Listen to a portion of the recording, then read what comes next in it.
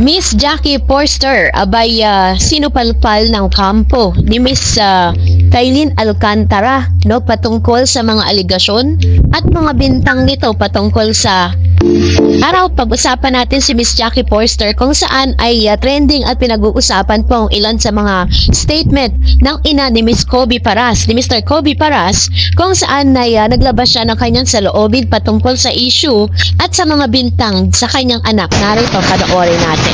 What she did to Kobe, it's learned behavior. Between our two families, we're not the same. Benji and I may be separated, but including my husband, we protect and provide for our families. We have dedicated our lives to doing what we need to as parents so our children can depend on us in every aspect. I've dedicated the last 20 years of my life to bettering myself for my children's sake. So to Kailin, her family, the toxic fans, please don't insult the efforts we have made to build our family by playing victim. If you're a victim, you're the victim of your own doing. Your actions have consequences. For someone who is supposed to be a mental health advocate, it bothers me to know that you have been playing with Kobe's mental health throughout your relationship. I will leave the many incriminating stories of why Kobe found it incredibly difficult to trust you between the both of you, unless you make it necessary for me to do it in the future. And I'm praying that doesn't happen. So yes, we too, Kailin, we keep proof. Sana nga, hindi na kailangan i-share. So you can all judge and hate my son for moving on so seemingly fast, but I think that's better than loving someone for pretending to be somebody that they're not. When Kobe finally called to fill in the gaps, I had a flashback, and it just made me so disappointed in myself, because back last year around July, I was warned. But instead I defended you, Kailin. I thought, if there was a woman, a mother that could understand and be most accepting, it would be me. I regret not listening to those warnings. Now I hope everyone who has the heart to truly comprehend the gravity of the deception of your ways now sees the real you. Si Jackie Forster ay ina ni Mr. Kobe Paras ay hayagang nagpahayag ng kanyang suporta sa anak at kay Kailin. Sa isang post sa Instagram, ibinahagi niya ang video ng pagrampa ni Kobe sa New York Fashion Week para sa brand ng Milyari. Sa comment section, nag-iwan si Kailin ng 3 white heart emojis na sinagot naman ni Jackie ng "Sky is the limit for you too." Ang ganitong payag ni Jackie ay napapakita ng kanyang pagtanggap at suporta sa relasyon ng kanyang anak kay Kailin. At isa pang pagkakataon, sinabi ni Jackie na proud siya sa dalawa at hinihikayat silang patuloy na lumabas sa kanilang comfort zone upang maabot ang kanilang mga pangarap. Bukod sa social media, ay ilang beses ding nakita ang dalawang magkasama sa iba't ibang okasyon. Noong December 2024, magkasama silang dumalo sa Christmas lighting ceremony sa San Jose del Monte, Bulacan, kung saan sila ay tinuguri ang sweetheart couple ng gabi.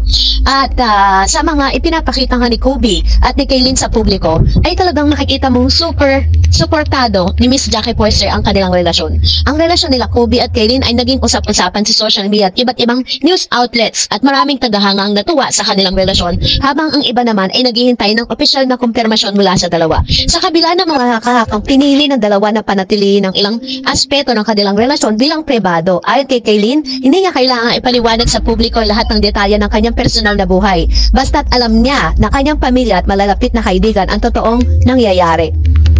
Noong December 2024, ibinahagi ni Kobe na balak niyang ipakilala si Kailin sa kanyang ina at pamilya sa Amerika.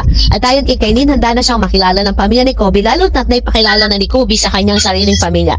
Ang ganitong plano ay nagpapakita ng intensyon ng dalawang kanilang relasyon na hindi lamang limitado sa kanilang personal na buhay, kundi pati na rin sa kanilang mga pamilya. So dahil po dito, dahil sa mga aligasyon at sa mga bintang at sa mga statement nitong si Miss Jackie Forster na talagang pinag-uusapan po ngayon online, ay ay nagkomento po ang isa sa mga malalapit sa puso nitong si Miss Kaylin Alcantara na kung saan siya po yung nagbigay ng side of the story naman ni Miss Kaylin. Kasi matapos pong sabihin ni Miss Jackie Forster na maraming syempre po dahil bilang isang ina, itong si Miss Jackie, ang kanya pong sympathy ay binibigay niya sa kanyang anak na si Mr. Kobe Paras. So dahil marami pong mga cryptic post, si Jackie Forster dahil hindi niya raw di umano matake ang ilan sa mga sinasabi ng mga bashers at supporters naman itong si Miss Kaylin Alcantara. So dahil dyan ay naglabas na po siya ng kanyang saloobin, ano? And isa sa mga kaibigan naman ni Miss Kaylin Alcantara na isa rin sa mga nakasaksi sa kanilang relasyon ay nagbigay din ng kanyang saloobin patungkol naman para po kontrahin ang mga statement ni Miss Jackie Forster na ina naman nitong si Mr. Kobe. Sabi niya, as a mother, I respect your instinct to protect your family. However, having lived with Kaylin and Kobe, I saw the situation up close. And I can confidently say much of what has been said is untrue and deeply misleading. Kobe confided in me, sabi niya, before he left. Sabi niya na nag-usap daw sila, no, parang naglabasan sa loobin si Mr. Kobe Paras dito po sa kaibigan ni Kaylin na kasama nila mismo dun sa bahay. And I listen with empathy because mental health is important. His feelings are valid, but so is that true? The narrative being pushed twists facts and unfairly attack Kaylin's character. A quote posted by her father about family uniting during hardship was misconstrued and used to create unnecessary drama on your end. To then release a video dragging Kaylin's name, bringing up her parents' past and casting untruthful accusation is not only hurtful, it is irresponsible. Kaylin has never been manipulative or abusive. She has been nothing but supportive towards Kobe. To publicly damage her reputation with false claim, especially when she has done nothing to deserve it, it is deeply wrong.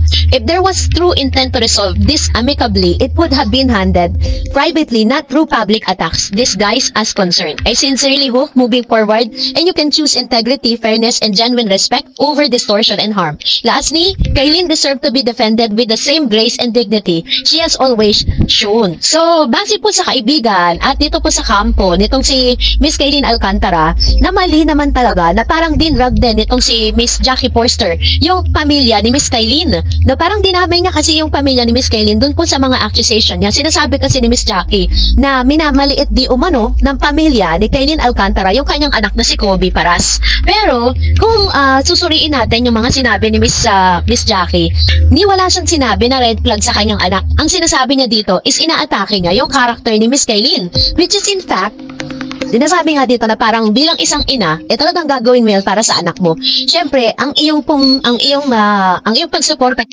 ay ibinibigay niya sa kanyang anak, 'di ba? So parang sinasabi niya dito na walang ginawang mali yung kanyang anak. Ang talagang may problema ay si Miss Kaylin Alcantara. Sinasabi niya dito, no, sa kanyang statement na may mga pagkakataon na inaagaw o sinasaktan ni Kaylin si Kobe. Tapos para kunin yung cellphone as i-check. Maaaring may mga prior to that situation, may mga pangyayari na hindi natin alam, 'di ba? Kasi yung mga sinabi ni Miss Jackie Forster dito is talagang masasabi mo na it's about the side of Kobe but not Kaylin Alcantara.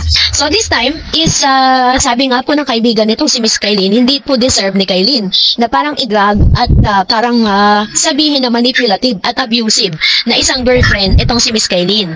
So dahil po dito ay mas lalo po na gumugulo at inaantay din po natin yung magiging side naman ni Miss Kaylin Alcantara patungkol dito kasi syempre ang ginagawa kasi ni Miss Jackie Forster dito is that dinidepensahan niya yung kanyang anak pero never pong nabanggit yung patungkol dun sa cheating issue ni Kobe kay Kaylin. So grabe na yung mga pangyayari nga to kasi at hanggang nananahimik at hindi nagsasalita si Miss Kaylin Alcantara mas lalo pong magsasanga-sanga yung mga balitang ito. So abang-abang pa po tayo with the other news.